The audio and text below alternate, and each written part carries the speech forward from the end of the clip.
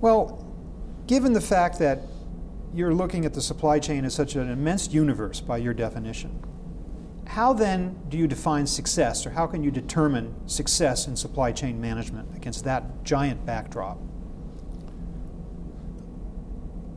Well, that's an interesting question.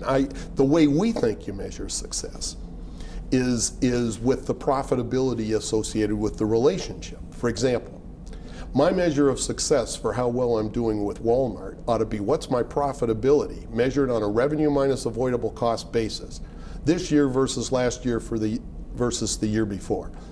And hopefully, I've got a positive upward trend.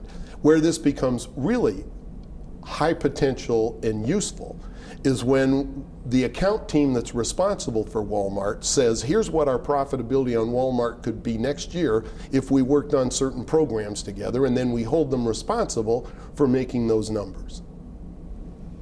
But you have to involve everybody in the equation. Your metric can't just relate to your company specifically. It has to involve all your supply chain partners as well. Well, I mean, all's tough, right? I mean, it's easy to say.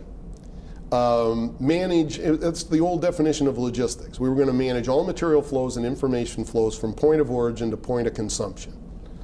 Now, easy to say, easy to write on paper, hard to do. Again, think about that uprooted tree. Some of those roots are going to be worth going back. Coke goes back on plastic resins and buys directly from the next tier beyond their tier 1.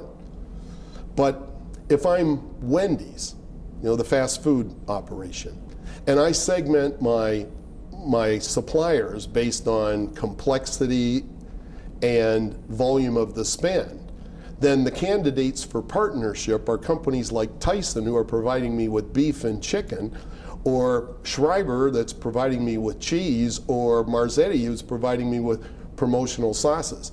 I do not need to manage relationships with the firm that sells me straws the same way. I mean, I buy a lot of them, but it's not much money. I have salespeople come in and talk to a buyer. I make the decision based on price and service. I don't need to care how they're buying plastic resin. There's just nothing in it for me. Now, on the other hand, I might want to care how my chicken supplier is buying feed, and I might want to go directly to Cargill and contract for the feed. You see the difference? So again, this manage it end to end, easy to say, hard to do. If you look at a company like Wendy's, when Judy Hollis was there, she reduced the number of suppliers to 225 tier 1 suppliers. If each one of those tier 1 suppliers has 200 suppliers, do you realize how many you've got at tier 2? 45,000. So the complexity is just unbelievable. So there's no way you can manage it all. You have to identify those routes, those branches that are worth going after. So give us a snapshot of the supply chain management program at OSU. Well, we have a logistics program, first of all, that we haven't changed the name to supply chain management. We teach transportation, warehousing, inventory management, customer service, network modeling, and we still call it logistics.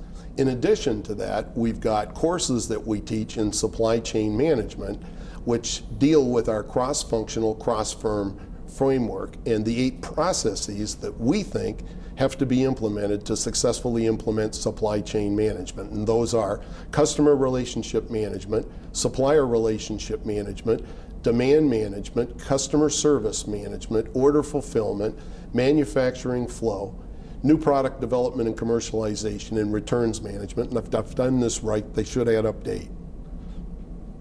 Well, thank you very much, Doug. Well, thank you. I've been talking with Dr. Douglas M. Lambert of Ohio State University on the real meaning of supply chain management. Thank you very much for watching.